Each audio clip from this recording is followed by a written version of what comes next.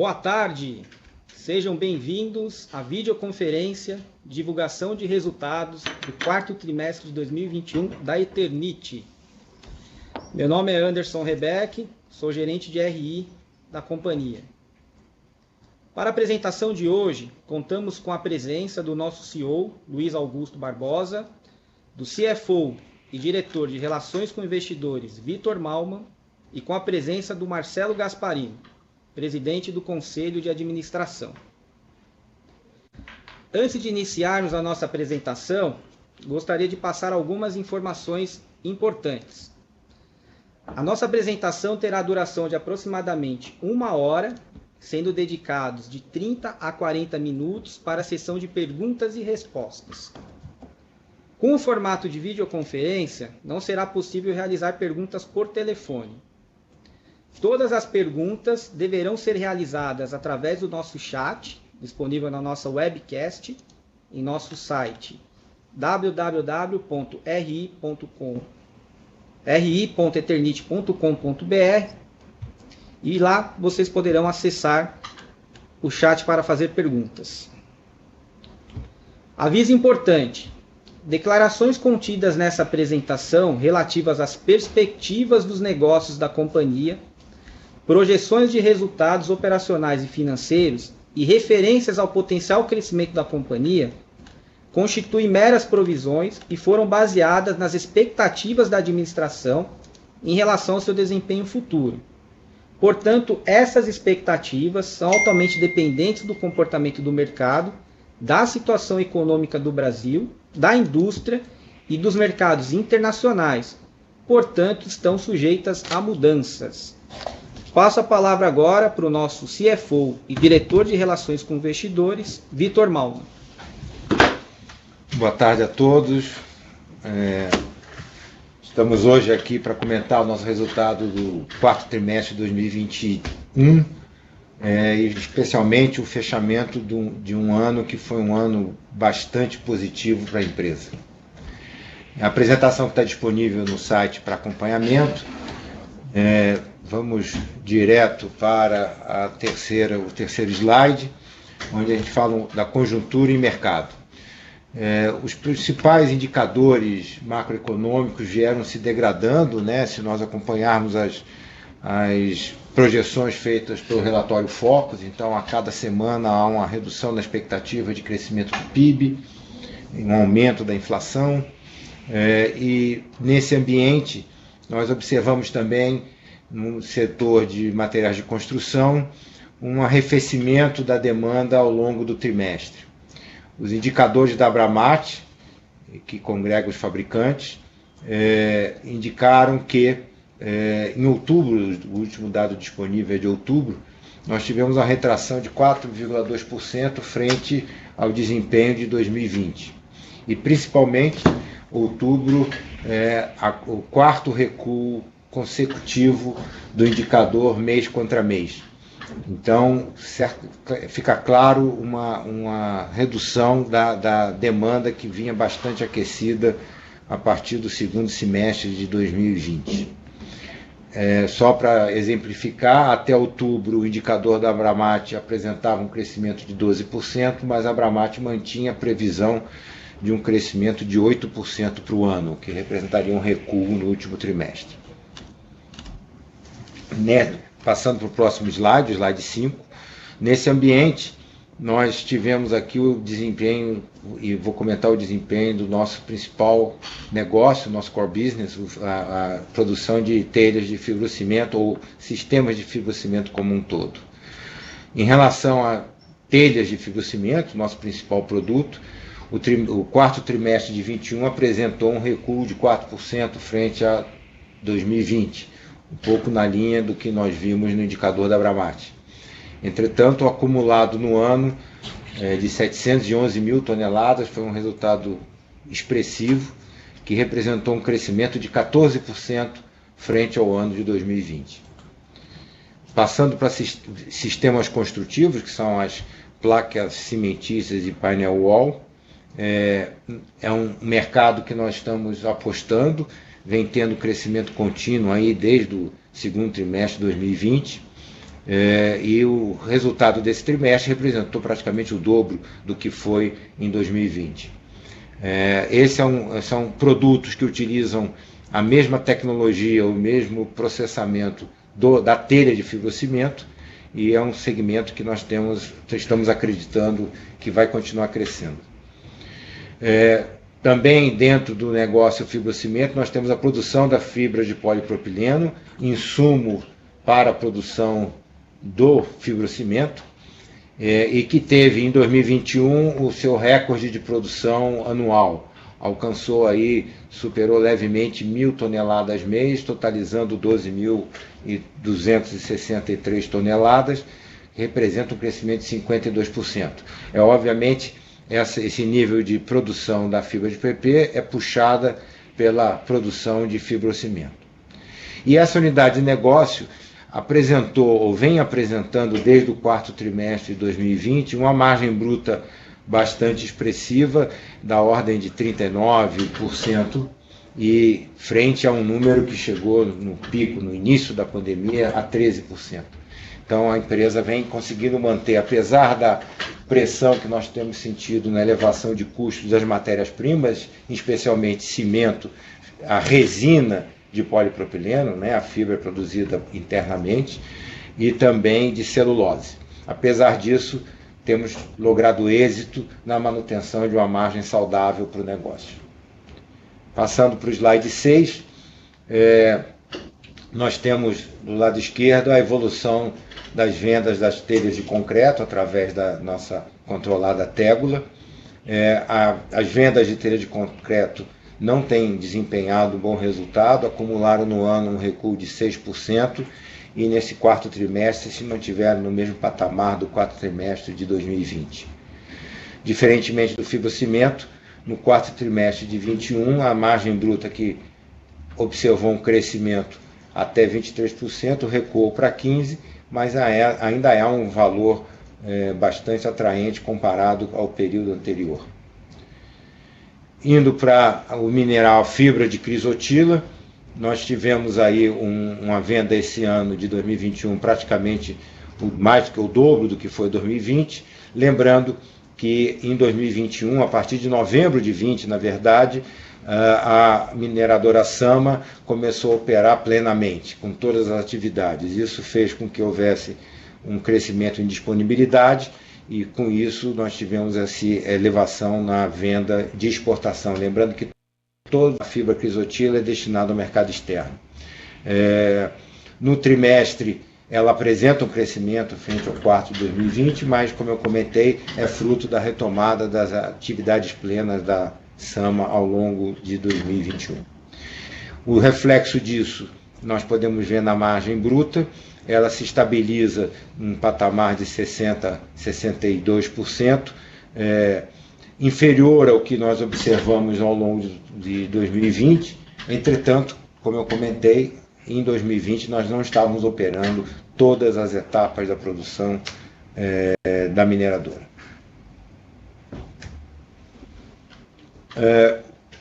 O resultado em termos de receita líquida apresentou um forte crescimento no ano de 64%, e é interessante notar que no mercado interno nós tivemos um crescimento de 55%. Avaliando especificamente o quarto trimestre, nós tivemos a manutenção da receita no mercado interno de 218 milhões, isso mostra, frente ao terceiro TRI, isso mostra que, apesar da evolução dos custos das matérias-primas e de uma venda em menor volume, a companhia teve êxito na estratégia de manutenção de suas margens, pois houve uma elevação de preço nesse trimestre. Comparado ao quarto TRI de 20, o crescimento também é expressivo de 26%.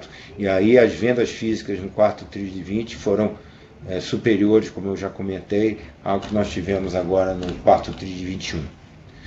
O lucro bruto no ano alcançou 491 milhões, sendo que o fibrocimento, nosso core business, representou 2/3 desse resultado, 66%. Olhando os indicadores agora, o EBITDA ajustado, ou seja, o EBITDA excluindo eventos não recorrentes, nós tivemos no ano um resultado extraordinário de 337 milhões de reais, um crescimento de 176% frente a 2020. Em relação a isso, esse quarto TRI também apresentou um crescimento frente ao quarto TRI de 13%, e observando abaixo nós temos o EBITDA contábil, conforme a definição contábil, ou seja, não excluindo os eventos não recorrentes. O que a gente observa é que em 2021 e em 2020 os eventos não recorrentes eram positivos, né?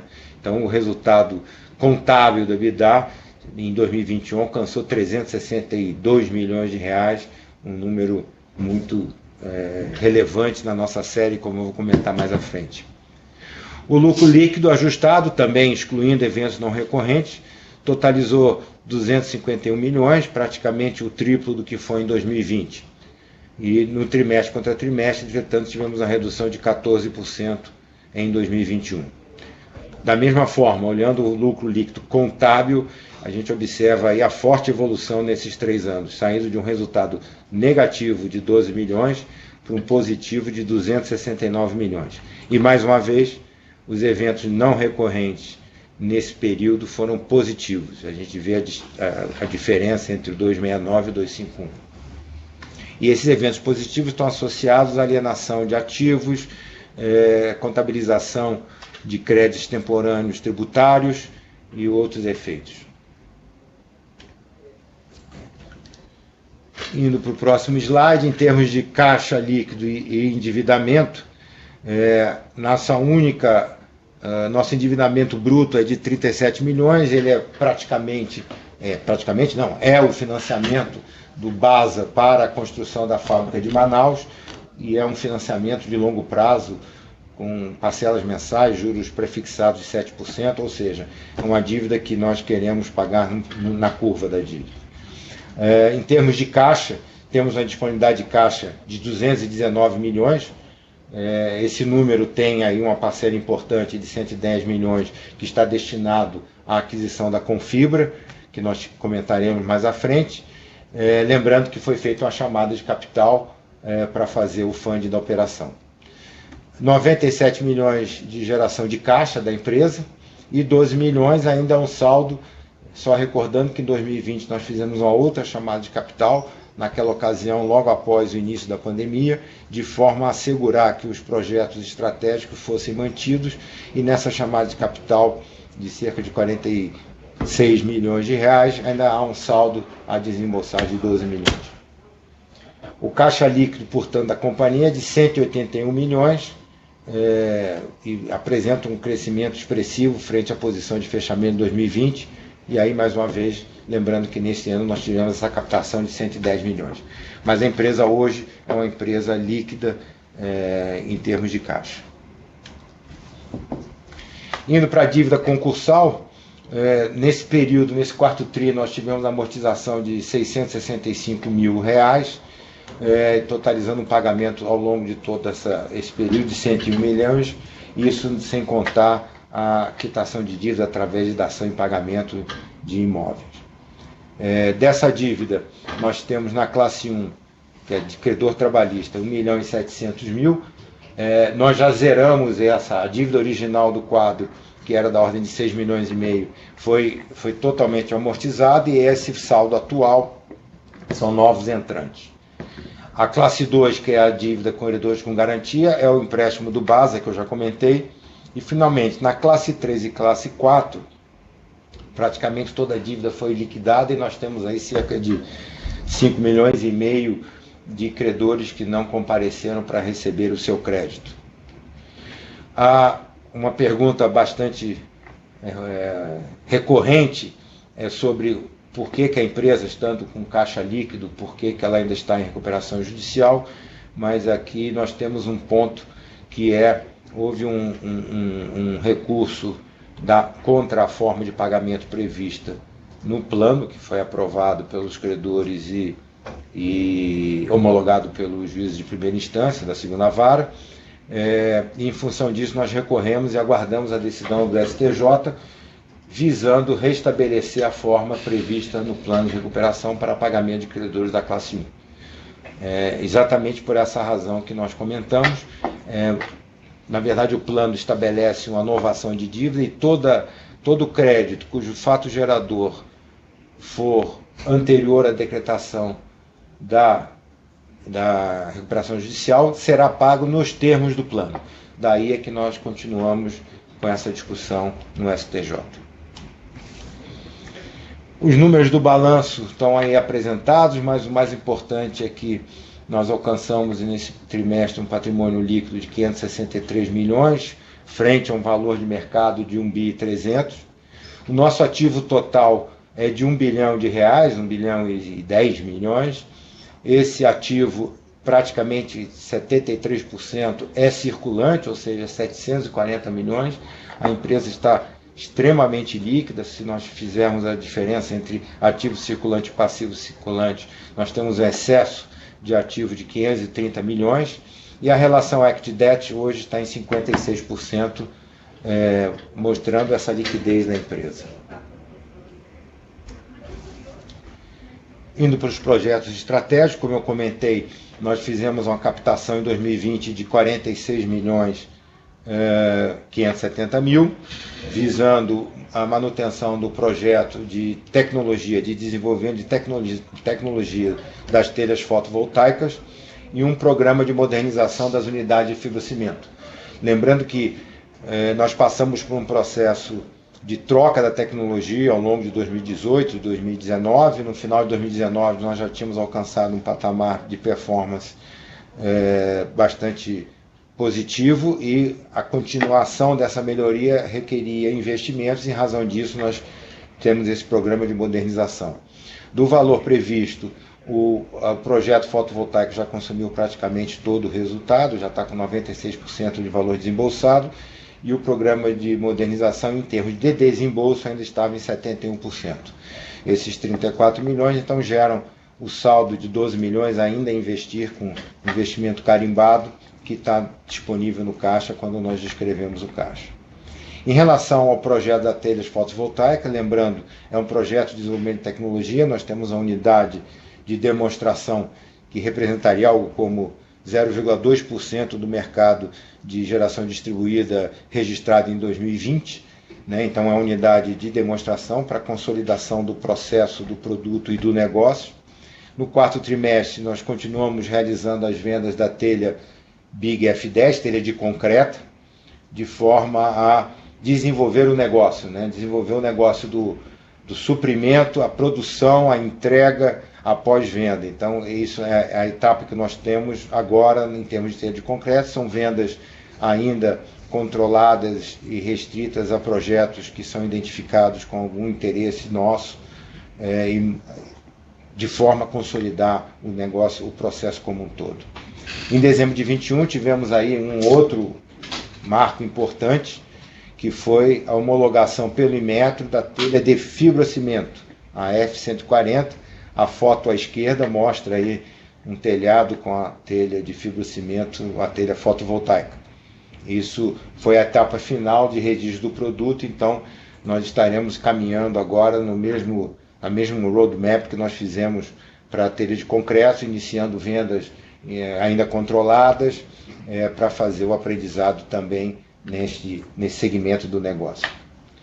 Em relação à modernização de fibrocimento, são vários projetos. Os mais relevantes estão associados à ampliação de Goiânia e à ampliação do Rio de Janeiro. Juntas, essa ampliação de capacidade representa 10% da nossa capacidade atual, então é uma ampliação relevante. E a previsão de conclusão permanece no Rio de Janeiro neste primeiro trimestre e em Goiânia no segundo trimestre deste ano.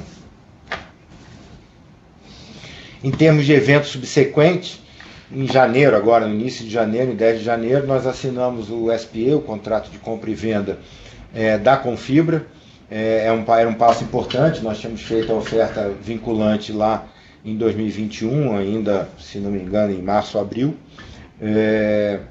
E com isso demos mais uma etapa no processo, e posteriormente, em 16 de fevereiro, nós tivemos uma Assembleia Geral Extraordinária que aprovou, da Eternit, né, que aprovou a compra pela empresa deste ativo nas formas estabelecidas no contrato de SPA.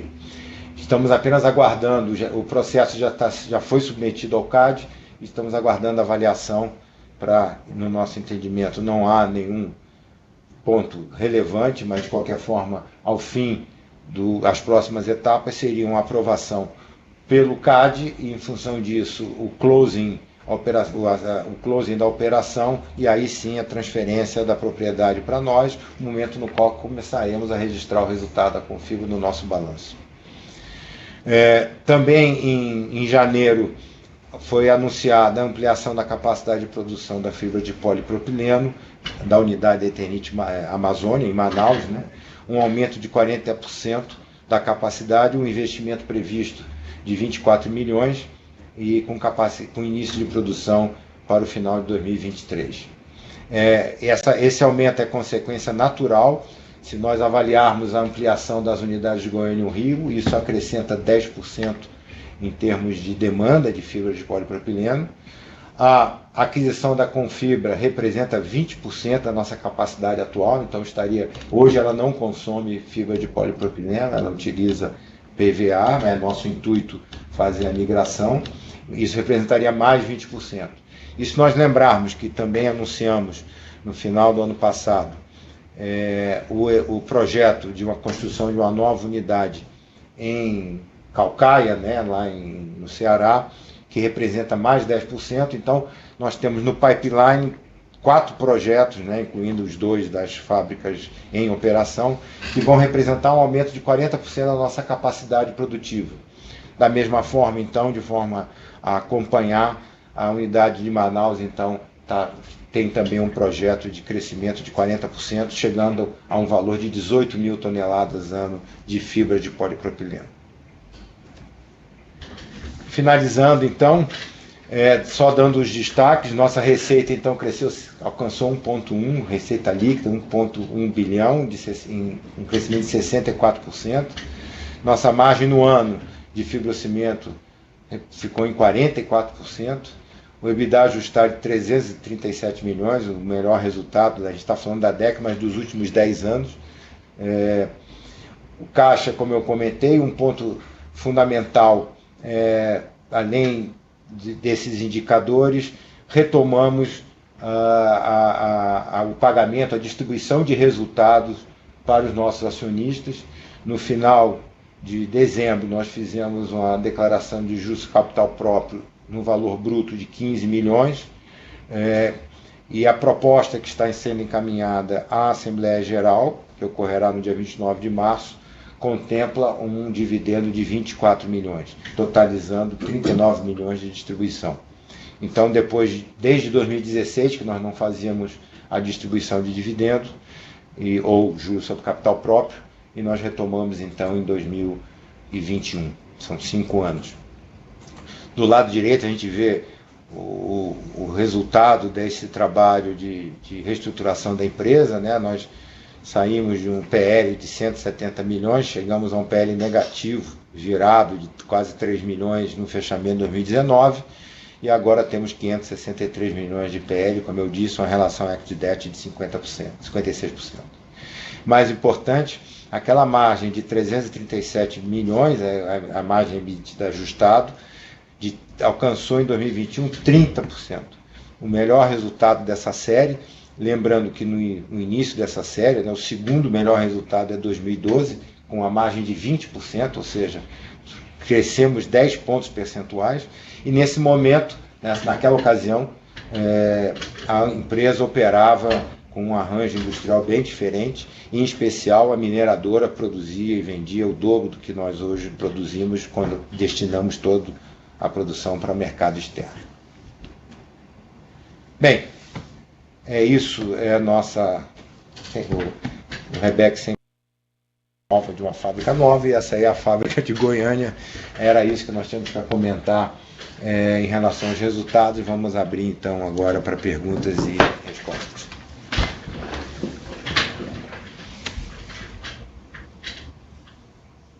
Perfeito.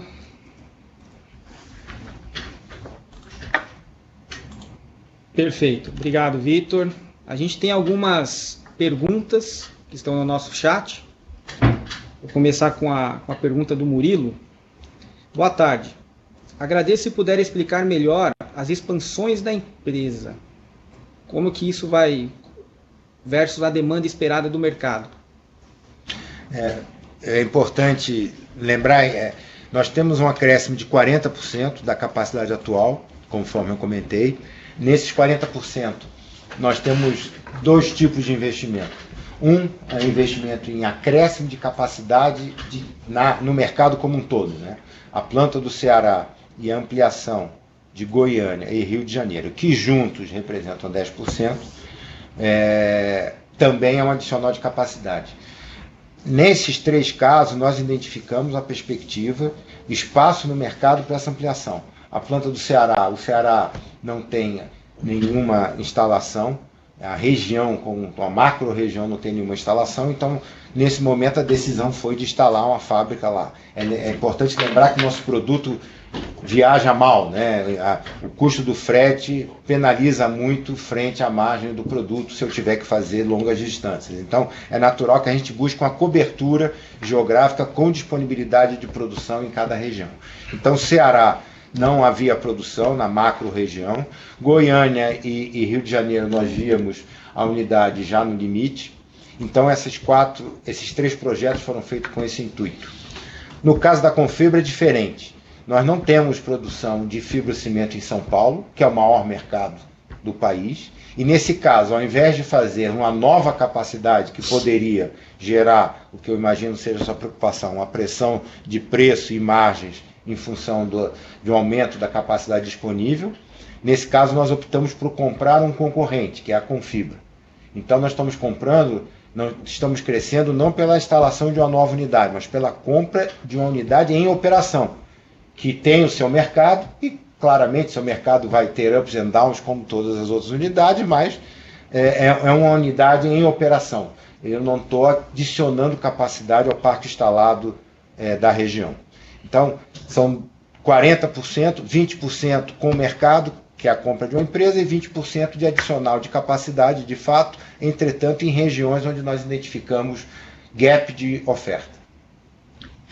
Eu queria complementar o que o Vitor falou, que isso tudo está em linha com o nosso planejamento estratégico de aumentar a nossa liderança, consolidar a nossa liderança no mercado de coberturas. Então, ao longo dos últimos 2, 3 anos, nós fizemos uma reestruturação onde deixamos negócios onde tínhamos poucas vantagens competitivas e que tínhamos dificuldade de ser rentáveis, e colocamos toda a nossa energia nos negócios onde nós temos mais vantagens competitivas.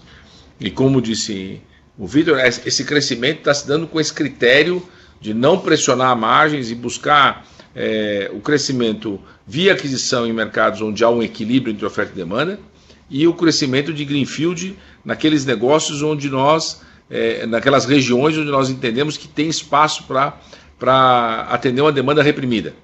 O Ceará não foi escolhido por acaso, é um polo de produção de telhas cerâmicas, onde a gente entende que há espaço para telha de fibrocimento que não está sendo ocupado por falta de oferta. Então, uma preocupação de buscar um crescimento que garanta a rentabilidade.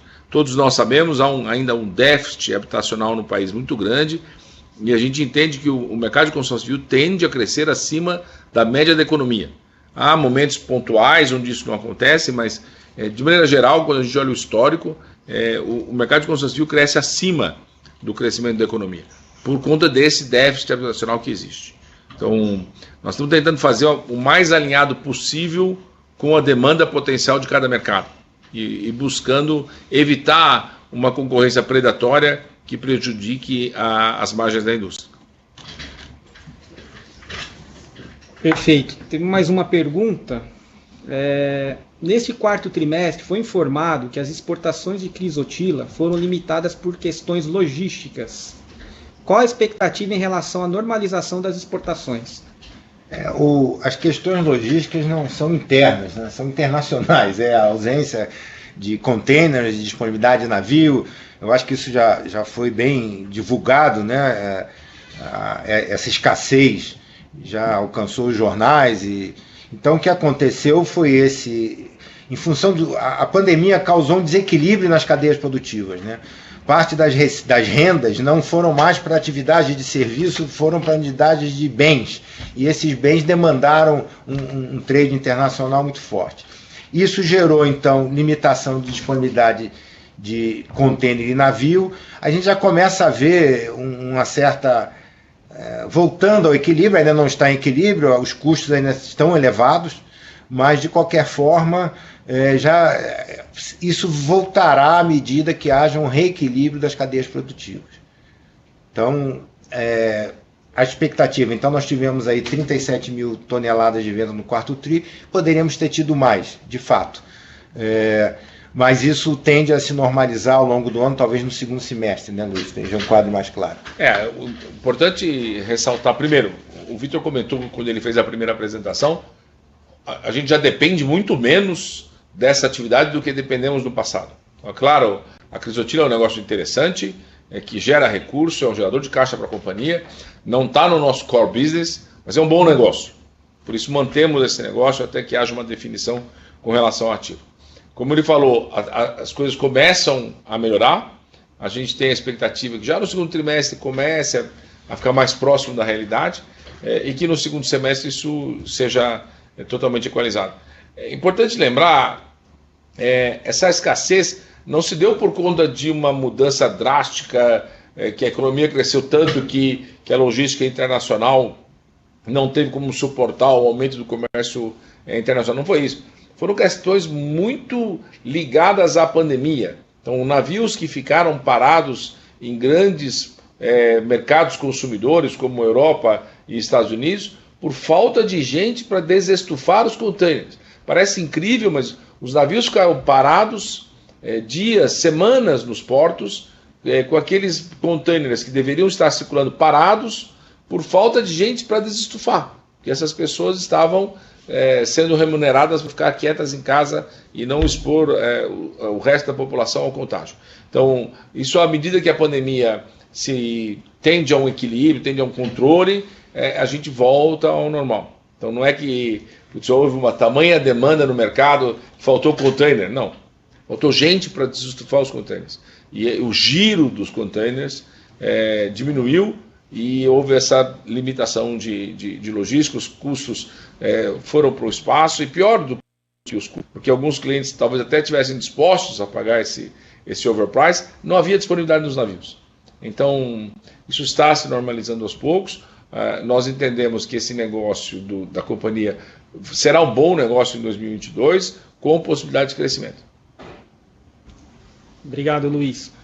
Temos uma outra pergunta aqui do Mário Mariante. Boa tarde, parabéns pelos resultados. Se puderem falar um pouco mais sobre a pressão de custos, se ainda continuará com uma tendência de pressão. Dos três principais matérias-primas, nós temos o cimento, celulose e resina de polipropileno. Celulose e resina de polipropileno são precificados a preço internacional. Então tem dois fatores, a evolução do preço internacional e a evolução do dólar. Neste início de ano, a evolução do dólar está favorável, né? Está havendo um recuo da cotação. Em termos de preços internacionais, aí foi a questão também de evolução de preço que nós vimos nos vários segmentos, né? Especialmente a parte petroquímica teve uma evolução de margens bastante expressiva. Isso se refletiu num preço de resina mais caro na aquisição para poder processar e produzir a fibra de PP. Em termos de cimento, também, aí nesse caso não é um preço internacional, em tese não está cotado em dólar, mas nós tivemos uma evolução bastante forte. E ainda não vimos um arrefecimento desse nível de preços. Além desse, nós temos como principais insumos energia elétrica, que está num período de bandeiras que não são bandeiras favoráveis, não está favorável, né? Só não tem bandeira do Palmeiras, né, que seria bom, seria verde, né? Eu não sou palmeirense, mas de qualquer forma, a tendência, eu imagino que à medida que haja um arrefecimento de demanda nas diversas cadeias, isso acaba se refletindo. A questão é que isso demora, tem um tempo aí até se adaptar. Nesse período, o desafio da companhia é manter suas margens. E acho que a gente tem tido sucesso nesse quesito. O cimento tem um número de players relativamente pequeno, e a precificação se dá muito especificamente por nicho de mercado. Então a gente acompanha todos os nichos, porque essa é uma matéria-prima muito impactante para nós. A gente já consegue enxergar uma redução do preço do cimento no varejo, o que para nós mostra que também está, de alguma maneira, impactando a demanda de cimento. Mas para grandes construtoras e para as indústrias que usam cimento, como é o nosso caso, isso ainda não aconteceu. Então, a gente espera que também nos próximos meses exista a possibilidade de um certo recuo no preço do cimento, para que a gente possa recompor e preservar as nossas margens.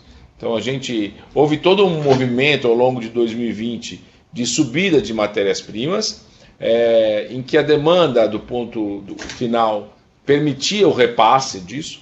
Nesse momento existe um equilíbrio. Eu entendo, tenho dito isso sempre que possível, que haverá uma nova acomodação, e nós ficaremos em patamares superiores ao pré-pandemia, mas não talvez tão elevados como 2021. Então estamos numa fase de acomodação. Eu acho que 2020, 2021 também permitiu a cadeia que de alguma forma recompusesse suas margens, porque a construção civil vinha passando por um momento difícil e todo mundo trabalhou com margens muito reduzidas. Então 2020, 2021 permitiu uma recomposição dessas margens. Todas as empresas que trabalham no setor tiveram resultados muito bons. No nosso balanço não é o único balanço com resultados positivos. Outras indústrias que destinam seus produtos à construção civil apresentaram resultados semelhantes. Agora tende a haver uma acomodação, mas que certamente, eu estou muito confiante disso, permitirá que todas essas indústrias operem num patamar de rentabilidade muito melhor do que o pré-pandemia. Essa é a percepção que temos hoje. Perfeito, Luiz e Vitor. Temos mais uma pergunta aqui do Adélcio Cabral. Telhas fotovoltaicas, quando vai começar a venda em larga escala para todo o Brasil? Essa é uma questão, acho que o Vitor colocou, às vezes as pessoas têm não entendem perfeitamente o que a gente está dizendo. É muito boa a pergunta, até agradeço a pergunta. Então, nós estamos muito confiantes nesse produto. Acho que realmente uma tecnologia que nós tivemos a sorte de desenvolver e que se encaixou perfeitamente no nosso produto, agrega muito valor à cobertura, à capacidade de você captar energia e transformar isso em energia elétrica e reduzir o custo da energia, seja para uma residência, para uma pequena indústria, um pequeno comércio.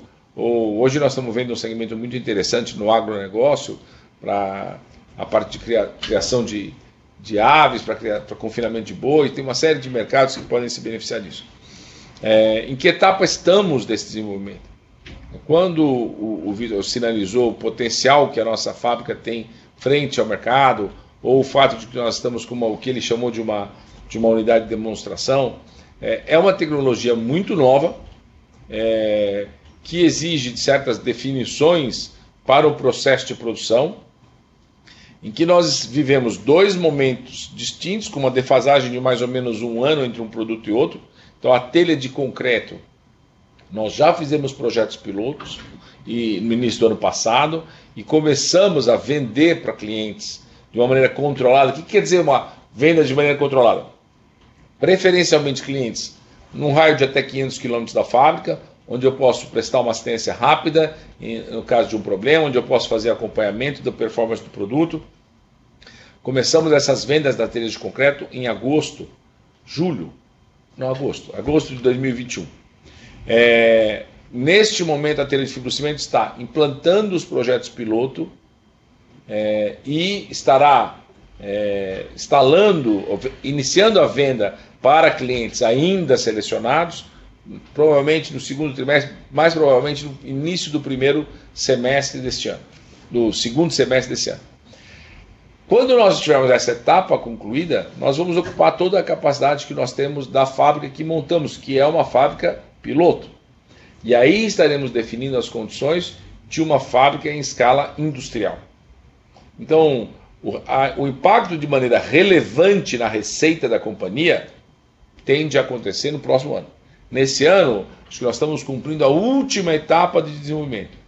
Homologar os produtos, o aprendizado, como o Vitor falou, de como é que isso acontece quando eu instalo, quando eu entrego, no pós-venda. Todo este processo de um negócio novo está sendo aprendido com as etapas que vivemos hoje, de venda para clientes próximos às fábricas. Então, a venda em larga escala acontecerá provavelmente em 2023. Não acontecerá em 2022. 2022 é um ano muito importante para nós, porque como iniciamos as vendas de telha de concreto ano passado, iniciaremos as vendas de fibrocimento, que são... as telhas de fibrocimento têm um nicho de mercado muito mais amplo do que as de concreto. As de concreto basicamente vendem para produtos residenciais. Eu não faço outra coisa que não casa ou prédios de poucos andares com essa aplicação. A telha de fibrocimento vai me permitir atender o público de baixa renda, que tem casas cobertas com fibrocimento, as casas de alto padrão que trabalham com platibanda, os pequenos comércios, as pequenas indústrias e o agronegócio. Então é uma variedade de mercados muito maior, com um parque instalado que pode se beneficiar disso também muito maior, porque uma das grandes vantagens do produto é você tirar uma telha existente e colocar a telha nova, sem necessidade de grandes adaptações, mudanças na estrutura, nada disso. Então a telha de fibrocimento tem uma grande vantagem de ter um parque instalado muito grande, que oferece um potencial de negócio enorme para esse produto. Só um comentário, Luiz.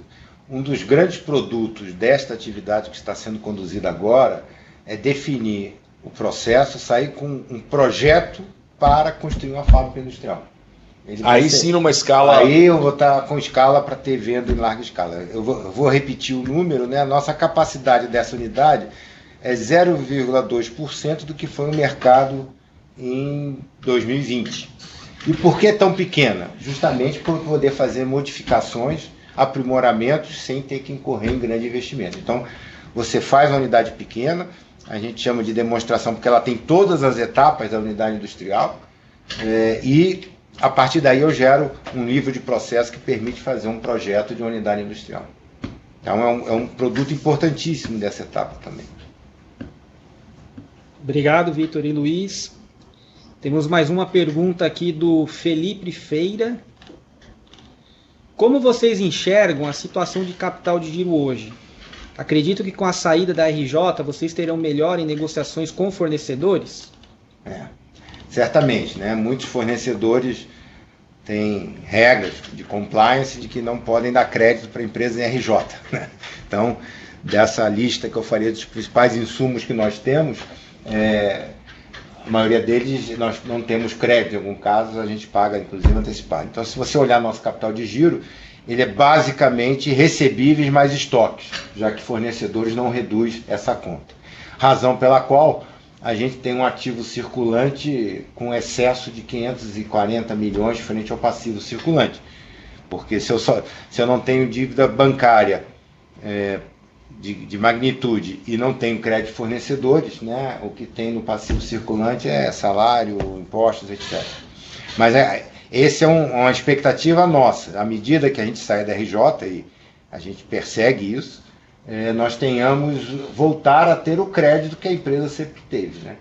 Se eu tirasse o sobrenome que nós, por lei, nós temos que colocar, Eternit em recuperação judicial, e apresentasse o balanço, eu tenho certeza que nós obteríamos crédito dos nossos fornecedores. Né? Alguns fornecedores mais próximos que têm nos acompanhado desde o início, que entenderam todo o processo da nossa recuperação, a motivação da nossa recuperação e a maneira como nós conduzimos a recuperação, já tem nos dado crédito. É importante a gente reconhecer esse comprometimento de alguns fornecedores, inclusive de matérias-primas relevantes como o cimento. Nós temos fornecedores que desde o início nos concederam crédito por entenderem a situação e o potencial de recuperação da companhia. Mas, como disse o Vitor, alguns são empresas de capital aberto e que têm regras de compliance que, ainda que o gestor nos conheça e tenha o desejo de nos conceder crédito por entender que não há um risco importante, as regras internas não permitem. Então, claro, a saída da RJ vai abrir várias frentes que hoje nós não podemos explorar, de capital de giro, de funding para novos projetos. Então, é claro que nós temos todo o interesse e estamos trabalhando para remover questões, talvez burocráticas, não seja a palavra, mas questões técnicas do aspecto jurídico que ainda não nos permitiram levantar a RJ, apesar de termos praticamente pago todos os credores que tínhamos. Nós hoje só não pagamos credores que não se apresentaram para receber, que não mandaram os seus dados para receber, e o crédito do BASA, que é o banco que nos financiou o projeto de Manaus, e que a gente renegociou o financiamento, e que, portanto, está sendo pago de acordo com o que foi acordado com o credor. Então a gente não tem nenhum credor esperando, aguardando ser pago. Não, o Vitor falou da liquidez que nós temos hoje, é o caixa que nós temos disponível, que nos permitiria liquidar todo e qualquer problema que tivéssemos. Mas, infelizmente, a RJ não é uma decisão da companhia. Quem define que a companhia está ou sai do RJ é o juiz da RJ. É uma sentença que é dada pelo Poder Judiciário e que depende de várias coisas, entre elas questões técnicas que estão sendo enfrentadas. Perfeito. Tem mais uma pergunta aqui no chat. Paulo Esteves. A companhia poderia utilizar parte do seu caixa para um programa de recompra de ações? Bem, um programa de recompra de ações, eu acho que nós retornamos a confiança e o capital investido através da retomada do pagamento de dividendos. Eu acho que esse é o mecanismo que nós temos. Sempre avaliamos, um programa de recompra tem uma motivação normalmente para sinalizar para o mercado preço, preço justo pela ação. No momento nós não temos um programa de recompra e entendemos que estamos, de certa forma, retornando esse capital investido através da retomada após 5 anos do pagamento de dividendos. Perfeito. Temos uma outra pergunta aqui do Arthur. Com a aquisição da Confibra, a companhia espera continuar utilizando o PVC como matéria-prima até a empresa aumentar a capacidade de produção de fibra de polipropileno? Na verdade, eles utilizam PVA. Mas eu entendi a pergunta. PVC. Até o momento, não é uma substituição imediata. Eles precisam adaptar a unidade, que eu ia falar deles, mas que vai ser nossa. Então, nós precisaremos adaptar nossa unidade. Estou se respeitando aí o limite imposto pelo CAD, mas precisaremos adaptar a unidade e não vamos passar pelo mesmo processo que nós passamos quando migramos, porque nós já temos o know-how da migração, mas não é imediato. Então você tem razão.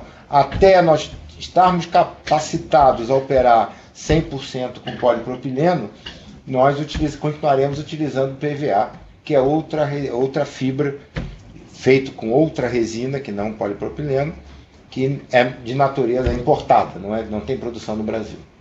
É importante falar um pouquinho mais sobre esse tema. O PVA é um produto muito bom. Nós também usamos PVA para alguns produtos específicos da nossa linha, sobretudo os produtos com responsabilidade estrutural, os canaletes, são produtos que são feitos com PVA e não com polipropileno.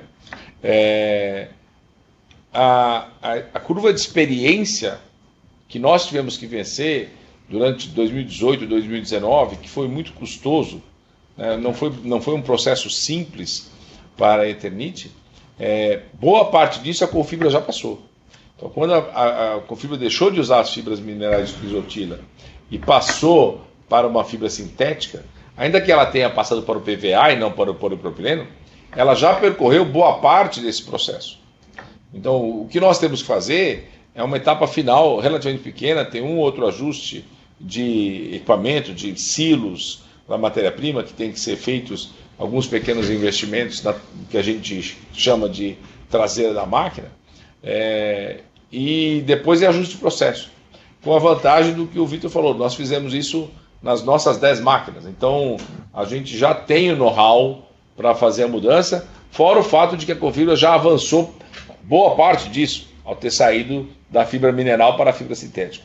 Então será preciso um pequeno ajuste do PVA para o PP.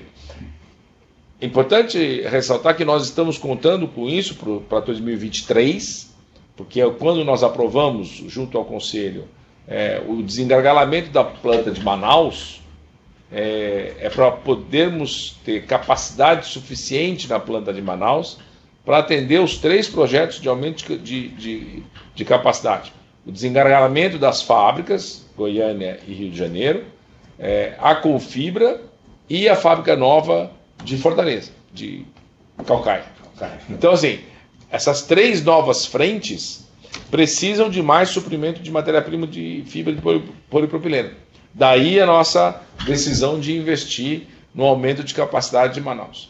Então, sim, será feito, demanda algum tempo, mas muito menos tempo do que nós precisamos para fazer uma mudança direto das fibras minerais para as fibras sintéticas. Perfeito. Temos mais uma pergunta aqui do Tiago Souza.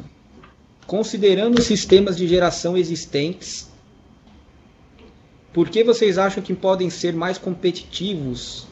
E qual é a vantagem competitiva dessa linha de produto em relação aos sistemas existentes? Estão falando aqui das telhas fotovoltaicas.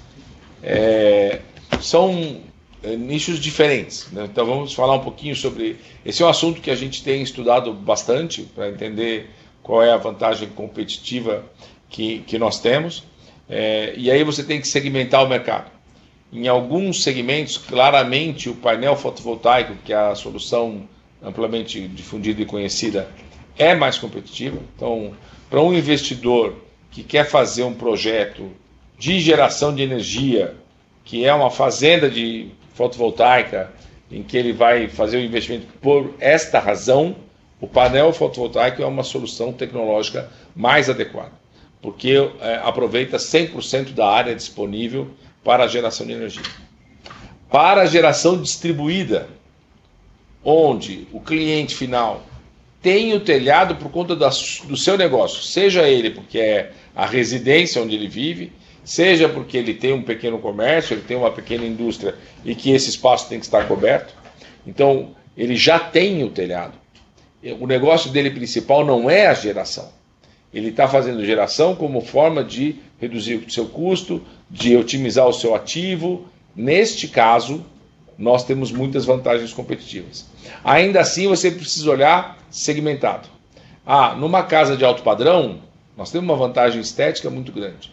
Nós fizemos essa pesquisa, muitas pessoas não querem pôr o painel fotovoltaico em cima da casa, porque a casa é um objeto de prazer, a pessoa tem um projeto de arquitetura, satisfação de ter uma casa bonita, não quer pôr um painel que, vamos dizer, compromete a estética daquela casa. E a nossa telha praticamente é imperceptível. Então, se você tiver uma telha, por exemplo, cinza, então você nem vai saber que ela tem um sistema fotovoltaico instalado. Então, para esse nicho, essa é uma vantagem competitiva. Para outros, como por exemplo, criação de aves, os grandes granjas que existem para criação para avicultura.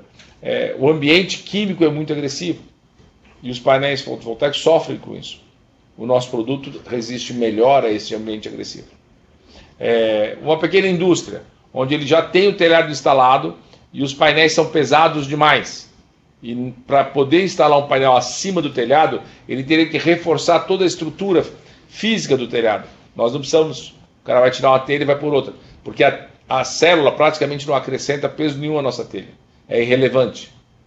Então, para cada um dos nichos de mercado, nós temos vantagens competitivas. A possibilidade de fazer algo modular, de instalar 2, 3, 4 telhas, no caso do fibrocimento, instalar cada ano um pouco mais. Então isso tudo foi estudado e por que é que a gente acredita que esse processo é mais interessante do que o painel. Então depende para cada um dos nichos há uma vantagem competitiva diferente. Obrigado, Luiz. Temos mais uma pergunta aqui do Carlos Herrera. Qual é a perspectiva para a consolidação da Confibra? Bem, como eu comentei, após a autorização do CAD, nós estaremos fazendo o closing, né, encerrando a operação. Passaríamos então a ter a Confibra, seria uma controlada da Eternit. E aí tem questões de mérito tributário, tem várias questões para a gente avaliar antes de fazer uma incorporação. A partir desse momento, eu vou consolidar os resultados, ou seja, eles vão entrar como a Tégula entra, como a Sama entra, mas o termo incorporação, ou seja, eu extinguir o CNPJ da Confibra, isso depende de avaliações que englobam esses diversos fatores que eu comentei. Perfeito. Vamos agora para uma última pergunta, antes de passar para o Luiz fazer as considerações finais. Lembrando que todas as perguntas que não foram respondidas, a nossa área de relações com investidores vai estar dando o retorno para vocês. Eles estão perguntando aqui, é uma pergunta do Felipe, se com a modernização das fábricas de Goiânia e do Rio de Janeiro, se a companhia acredita que esse processo poderá reduzir os custos fixos das fábricas. Tem várias maneiras de ver o custo fixo, né? Então, o custo fixo diluído pela produção, sem dúvida. O que vai acontecer é que nós vamos produzir mais nessas fábricas com o mesmo efetivo, com a mesma estrutura de custo fixo. Então, isso diluído no volume produzido será menor, sem dúvida. Então, você tem um ganho de escala que é natural quando você faz um aumento de capacidade. Então, a resposta é sim. A expectativa é que eu fique mais competitivo por ter uma capacidade maior. É importante lembrar, o Vitor falou numa das respostas anteriores, a dificuldade que o nosso produto tem de viajar, né? O que quer dizer isso? Nosso produto viaja mal, a expressão que ele usou. O custo do frete é muito impactante para produtos como o nosso, que são pesados e relativamente baratos. Então eu tenho um limite disso. Nós não faríamos uma única planta com 10 máquinas, porque para fazer isso eu teria que atender mercados muito distantes da fábrica. Por que a gente faz várias fábricas no país e não faz uma única fábrica centralizada? Porque o frete é muito impactante, faz com que o nosso produto viaje mal, como que eles dizem, viajar é muito custoso para o nosso produto. Então tem um limite de capacidade que faz sentido eu colocar num único ponto. Eu acho que com esse desengargalamento, a fábrica de Goiânia certamente chega num limite que, a partir daí, eu já começo a atender mercados muito distantes da fábrica. É mais interessante a gente pôr uma fábrica no norte, por exemplo. A fábrica de Goiânia atende parte do mercado do norte, com um custo logístico alto. Então, ao invés de pôr mais uma máquina, seria mais interessante eu fazer uma nova fábrica no norte. Então por que fizemos esse projeto? Porque aqui foi um desengargalamento. Com um pequeno adicional de dinheiro, eu acrescento bastante capacidade. Então meu capital investido por capacidade instalada é menor. Então aí sim vale a pena. Eu estou tirando o máximo possível de um ativo que eu já tenho. Um pequeno investimento de desengargalamento me dá um acréscimo de capacidade interessante. A partir daí faz mais sentido eu instalar uma fábrica nova a 1.000 km de distância dessa. E 500 km é um bom número. Eu tenho o meu frete otimizado até 500 km de distância. Quando eu passo de 500 para 1.000, eu já começo a ser penalizado frente a um concorrente mais próximo daquele mercado. Então, nós estamos abrindo a fábrica de Fortaleza por conta disso. Tem ali uma região atendida por fabricantes muito distantes dali. Então, eu vou ficar melhor posicionado. O nosso próximo passo será uma fábrica no norte, onde a gente ainda não tem capacidade instalada e atende da fábrica do Centro-Oeste. Só um comentário, nas duas ampliações, tanto em Goiânia quanto do Rio, nós não estamos instalando uma nova linha de produção.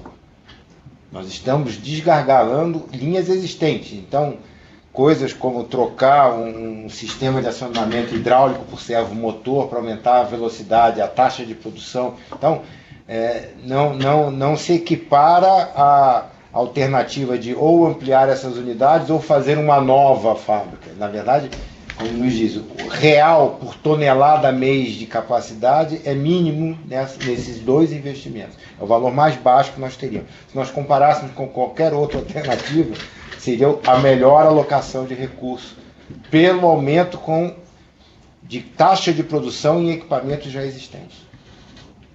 Eu tenho um projeto, né, um dos projetos que a gente vem comunicando para vocês nos últimos trimestres, o quanto a gente investiu em modernização. Essa modernização tem também ganho efetivo em capacidade. Você melhora o OEE da fábrica, né? É um indicador bem industrial para quem está acostumado com a nomenclatura industrial, mas é o quanto você consegue ter o seu equipamento operando a maior parte do tempo. O quanto você consegue tirar o máximo daquele equipamento. Então, muitos dos investimentos que nós fizemos foram nos equipamentos existentes, mas que paravam por manutenção, paravam por setup, tinham paradas porque em alguma etapa do circuito um equipamento está no limite. Então, todos esses investimentos foram permitindo tirar o máximo possível daquela capacidade instalada. E esses dois grandes projetos do Rio e de Goiânia tiveram essa característica: tirar o máximo de um investimento que a companhia já fez. O que eu posso dizer para vocês nós temos feito análises bem profundas e gastado o dinheiro com bastante critério em onde é que eu consigo rentabilizar ao máximo este investimento do acionista. Como é que eu consigo tirar o máximo de capacidade dessa situação. Hoje, com todos esses projetos, a nossa liderança ficará cada vez mais caracterizada.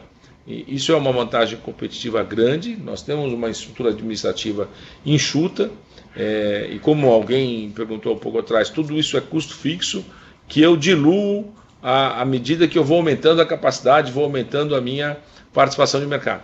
Então, a nossa estratégia é um posicionamento de uma empresa com custo baixo, qualidade e boa logística, porque são os aspectos principais do mercado de construção civil.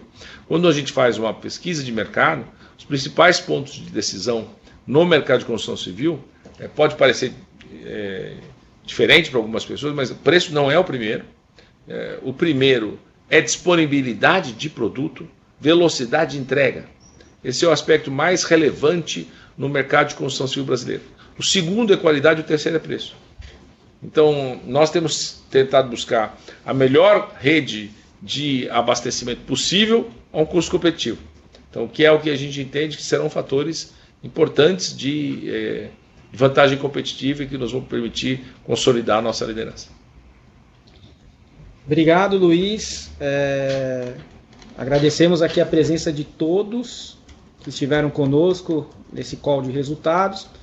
Todas as perguntas que não foram respondidas no call, nossa área de relações com investidores encaminhará a vocês as respostas. E agora eu passo a palavra para o Luiz para o encerramento final do nosso call de resultados.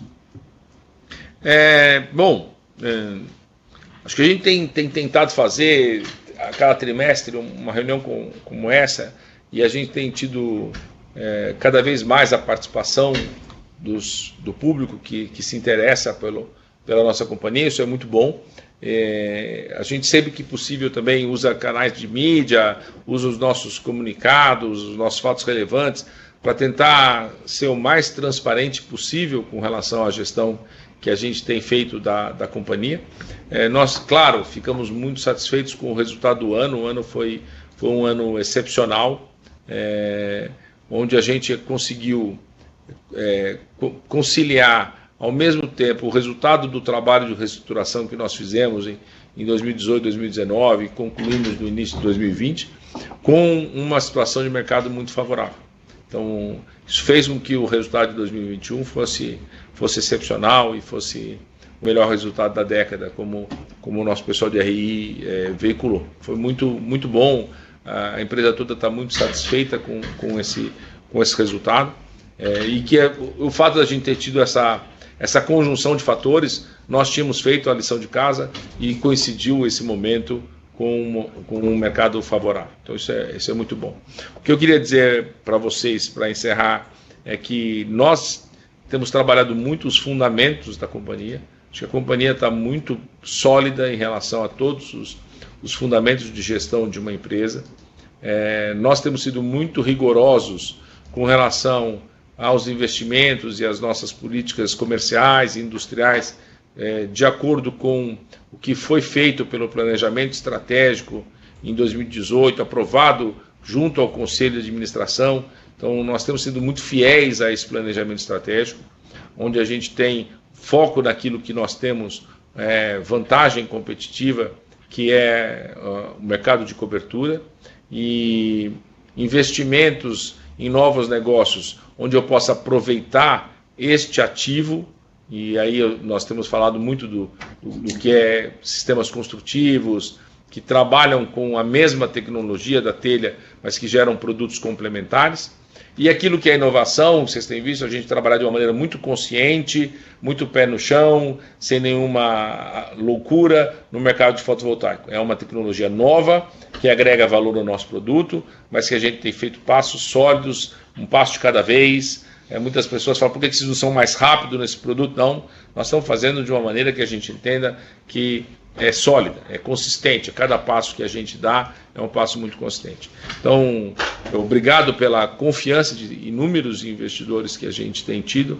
Muito obrigado pela confiança de clientes e fornecedores. Nós passamos um período conturbado e a contribuição e a confiança de todos os stakeholders, desde investidores até clientes e fornecedores, foi fundamental para chegarmos nesse momento de consagração, onde a gente tem aí um resultado excepcional e um ciclo de crescimento à nossa frente, onde nós podemos comunicar para vocês com clareza qual é a estratégia de crescimento, para onde estamos indo, quais são os próximos passos e com que solidez temos feito tudo isso.